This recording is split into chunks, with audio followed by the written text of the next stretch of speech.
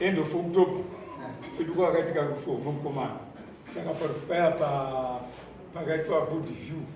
aisiwa mata kuzopinda zvenu body view mukomana anonzi akakanda foni yake mukofi saka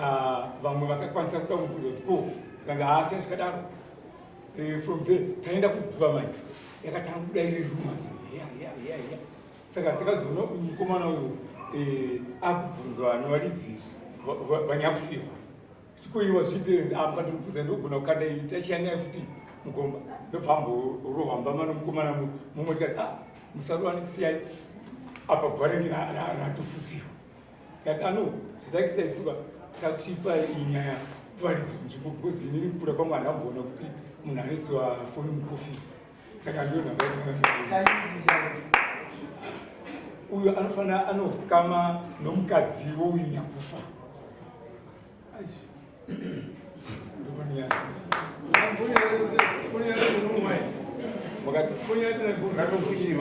ikatofusiwa imo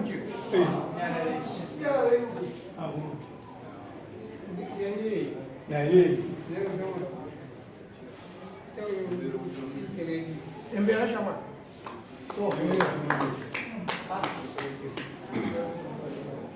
kaulisa chama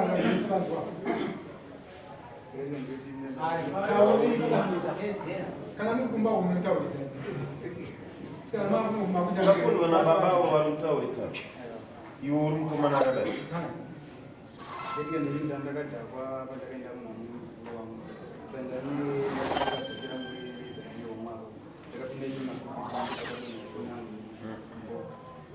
taura chokwadi wachikuitora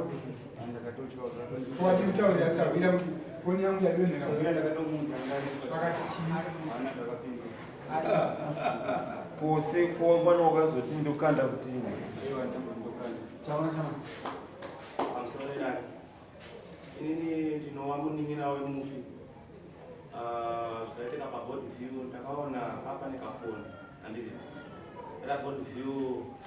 ndakuda takumakona azotindotiko kafungeke kaisiwa nechinangwa chii kakari kei zvikanzi akaisa ndisekuru avo vakagara tsokeese munhu anga akabatikana andasvika pandavagona ndikatipo ndanzwa kuti makanda kafoni katofuchirirwa mukombo zvikanzi kana basa ndakuda itese angoende nako unoti aende nako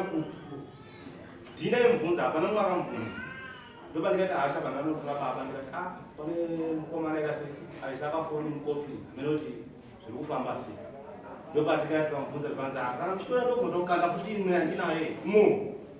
usati matenzaniyo kese ko izvi zvakufamba sei wazviwirirana nani kwani wambotiudza here kwanzi kwete tikati kumasawira angokaisa ngachitandisvekabvisa pandii takumubvunza iye akati anzi ndangoisa kuti aende nayo muzukuru wangu hausiwo kudzinza kwedu ndo mamira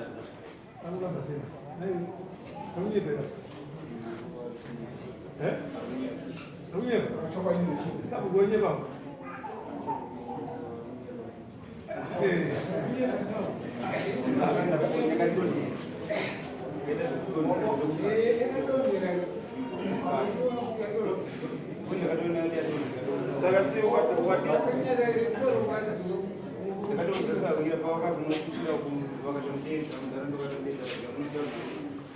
wakaregera nekudzama dzacho kuti sawira ari kuramba kutora foni yangu yawirawo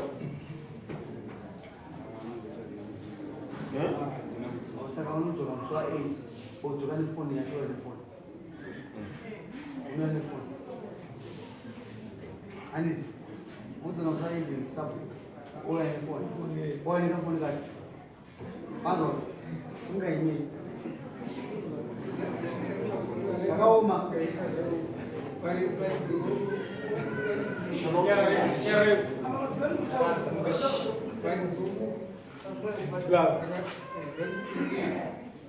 vakatipira nyaya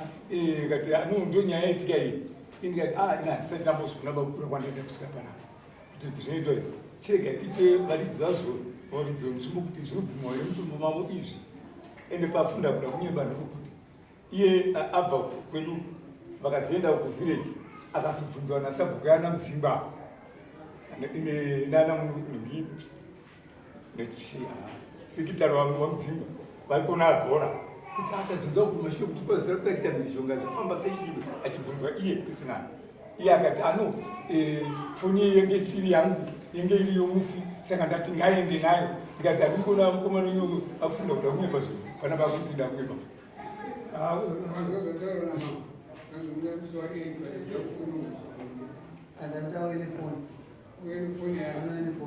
Yangene line here. akati bvisa Yangene line. Ukabvisa. Murude vadzisa chituna. Uyo anosanzwa. Ine mbanje ibodzi dzakafunda.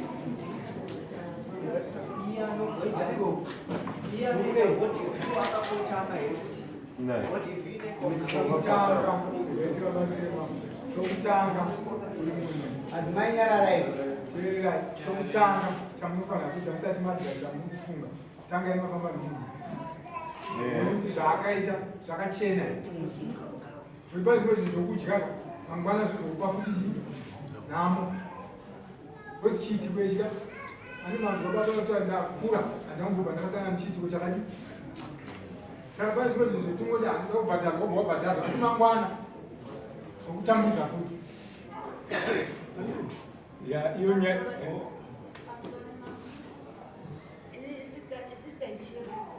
ini ndikaiona zvondaichema anga akaisa mudhuze nomusoro wake uyu